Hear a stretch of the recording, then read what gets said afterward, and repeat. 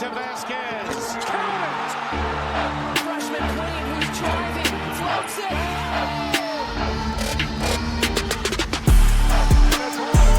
And here comes the message on the floor. With 2 seconds. Here it goes for the win.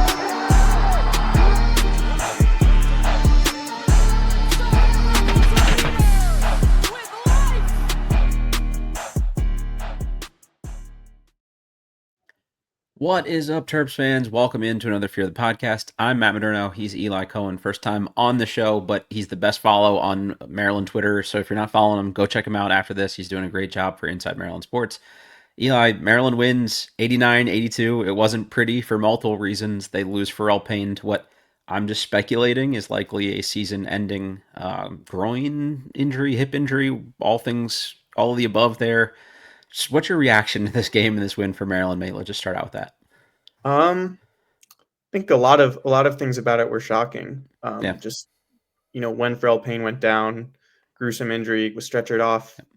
Even in the minutes leading up to that, Maryland wasn't looking particularly good. Yeah. And obviously, you've seen it. Buzz Williams has said it time and time again. Pharrel Payne is a really, really important part of this team. Yeah. They did not want him off the floor at all. Mm-hmm. So it'll be interesting to see what this team looks like with Payne's absence. But Diggy Coit, Darius Adams, Isaiah Watts, probably the best games, obviously small sample, the best games they've played is Maryland Terrapins. Absolutely. They needed those guards to do well. And this probably isn't the same Marquette team that we've seen the last couple of years, but to get a big road win after your clear best player goes down was pretty impressive. And again, not the way you would have expected Maryland to win it.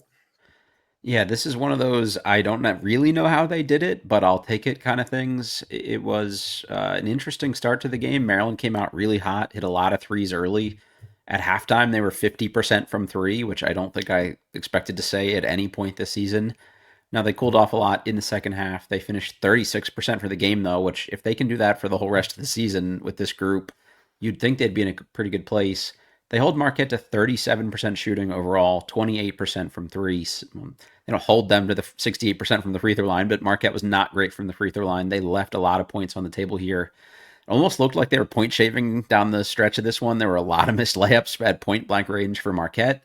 We'll just attribute that to Maryland's great interior defense, but the Terps get out-rebounded by 9 in this one. When you think of buzzball, it's just dominating the glass, and they gave up just a lot of offensive rebounds. They were out-rebounded 20-4 on the offensive glass in this particular game.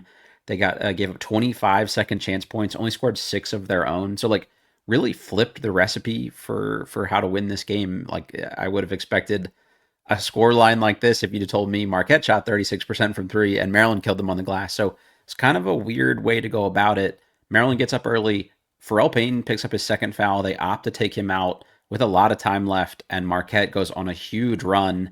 I want to say it was 23-10 immediately after that, and the Terps looked lost on both offense and defense. And if that's an omen of things to come without Pharrel Payne here, that's not great. But in the second half, they come out a little flat again, honestly, with Payne out there. After the injury, still not great for a few minutes. Both teams looked kind of shell-shocked. But then, like you said, these guards took over. It was spot-up threes for Watts, and Coit shaking guys off the dribble, and Adams just lowering his head and just going to the rim and getting by guys. And there's a lot of talk about what Elijah Saunders does not do well for this team, but he played really hard in that second half. He got stripped a couple times. I would like to see him pass out of some double teams a bit more, but he was well-intentioned, and I think they needed the energy, and I don't know, I think he gives them a calming presence at the very least, so I thought more good than bad there. Any other thoughts on any of the other guys that we haven't talked about yet here, Eli? I guess I'll start by going back to the rebounding. I know they were only out-rebounded by 9, but for much of the game, it was more than that. Marquette took 76 field goal attempts, which is, I don't know, the last time I've seen a number that high, especially when Buzz Williams' whole MO is shoot more shots than the opponent. It's 21 more than Maryland took, for the record. That's insane. That is crazy that Maryland came out the win after that. With Saunders, I think, as you said, there have been some talk about things that maybe he hasn't done so well. I think maybe the top thing has been rebounding. For him to finish with 11 boards, and getting that done in the second half with 7 of them after the break, they needed that. and they'll need that moving forward because the backup 5 spot, we saw more Colin Metcalf than we have the rest of the year combined, I believe. But they, even before Pharrel Payne's injury, this was a team that was really thin in the front court. So Saunders is going to need to likely grab some more rebounds. So I think that was something that was encouraging for Maryland. You mentioned Darius Adams before today. Really struggled to get going from the field. He was getting to the line well, I think, in 2 of the 3 previous games, but really efficient from the floor. So for him to go 5 of 10 and still get to the line 7 times, I think was pretty encouraging. And Isaiah Watts seems like sort of settling in a little bit as well. So agree with everything you mentioned for sure. The masked man, Isaiah Watts, maybe getting comfortable there. 3 of 4 from 3 today, 5 of 6 from the free throw line. Adams 6 of 7 again. Like, them being just elite free throw shooting team is not something I expected going in this year either, just because there was a reputation of not much shooting. This is the best game, like you said, for Dickie Coit in a Maryland jersey. They needed every single bucket from him, and I thought he gave them a lot out of the gate, kind of set the tone. And I was like, oh man, Maryland's going to win this one handily. It flipped, and I think it says a lot about this team and the collection of guys that Buzz Williams has put together, that they fought through this. Obviously, they rallied around an unfortunate situation with the Pharrel Payne injury, but I haven't talked about Andre Mills yet. 11 points, 4 rebounds, 4 assists. He does pick up 4 fouls, which limited him to only 22 minutes today, but didn't shoot as well. 0-3 from 3, but again, 5 of 5 from the free throw line. He forces the action. He's switchable defensively. He's probably the best shot blocker left on this roster right now if Pharrel Payne doesn't play. So yeah, these guys are going to have to step up. I think we're going to see a lot of like 4-guard lineups now. Unfortunately, Saunders played 38 minutes today. That might be how it looks the entire rest of the season. If it is what I'm expecting it to be with Payne. Just for anyone who didn't see it, he basically did the splits, and a lot of times we see somebody do the splits, it's sort of north to south with their legs. His were both east to west, and they had to cut away from him because he was screaming so loudly. Anytime you don't see a replay, I think that says all you need to know. They showed Buzz Williams crying on the sideline. He literally had to like wipe tears out of his eyes with a towel after that huddle. So I think my expectation is it probably is as bad as it looked. You mentioned Colin Metcalf played 12 minutes today. I did not find them to be a particularly good 12 minutes. He had 4 points, 2 rebounds, 3 fouls.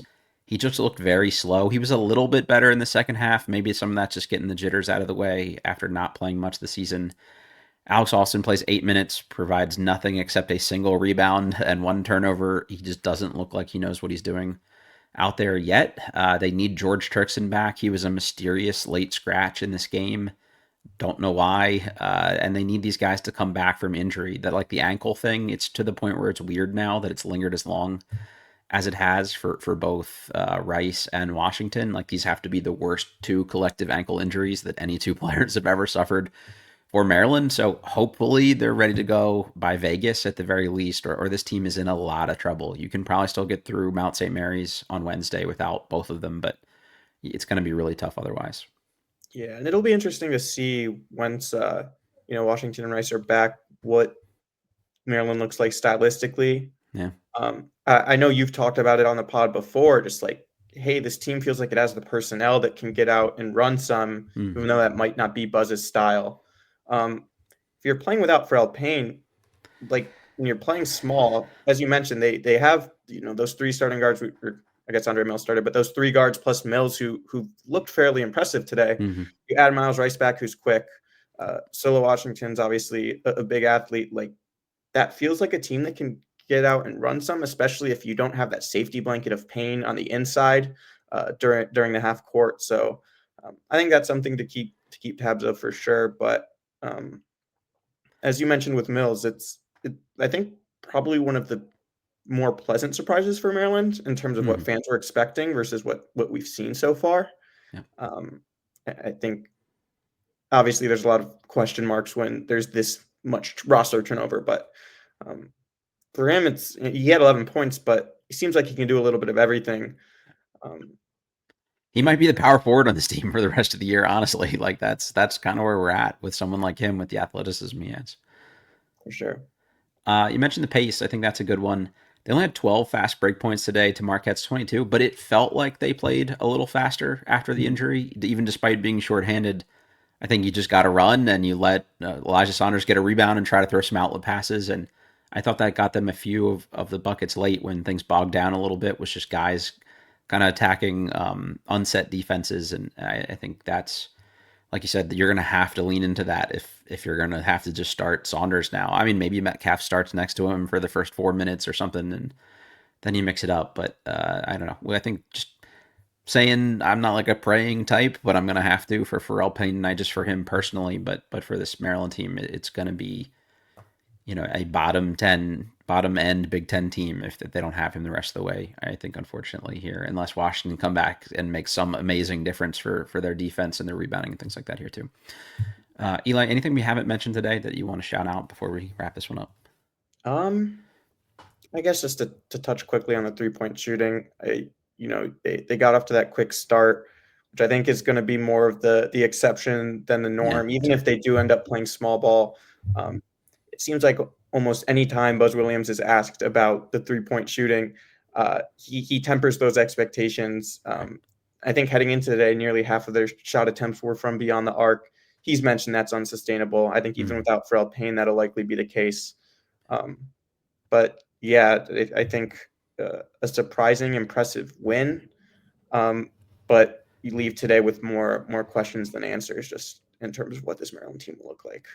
Yeah, if you'd have told me before the game Maryland wins this by 7, which is ultimately what I about predicted for this anyway, I would have been ecstatic and I would have just taken it, no questions asked. But it's just hard to, like, this should be a win we're excited about, and then just the injury makes it so tough to do that. Just touching on the shooting that you mentioned there, like your entire offensive system can't be shoot a bunch of threes by bad 3-point shooters and hope that a lot of them go in, and or refs call enough fouls for you to beat teams at the free throw line. Like, that just will not work in the Big Ten. You're not going to get enough of those calls in Mackey Arena or, Assembly Hall or any of these kind of places that I just don't know what the recipe is, again, especially if they're without Pharrel Payne. I thought he was the best of the bigs at being able to post up and kick out of a double team. Saunders has not done that particularly well yet, and is going to have to be a lot better at it. And it's not that he can't, but he's got to know that that's coming no matter what now, if he's the only post option for this group. For sure. All right, we'll see. Hopefully we can get some kind of update. Again, Buzz has been very cloak and dagger with the injury stuff, so it just, at some point, you have to be telling other teams what to expect from your group. So whether it's information on Rice, Washington, Payne, Turkson, again, whatever that situation was, they haven't said injury or not. It just said undisclosed. So we'll have to keep monitoring that. As always, stay InsideMDSports.com, Inside Maryland Sports. We'll have you covered. Eli and the crew will get you as many updates as they can when these things come out. Eli, thanks, man. Appreciate you doing this for me on short notice, and glad we at least got to talk about a win. And hopefully, I don't know, maybe it's not as bad as it looked for Pharrel Payne.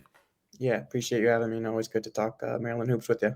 All right, everybody, you know the drill. If you're watching on YouTube, click that like button for us right down below here. Rate, review, subscribe, all that good stuff. And we'll see you over on the IMS message boards. Until next time, fear the podcast.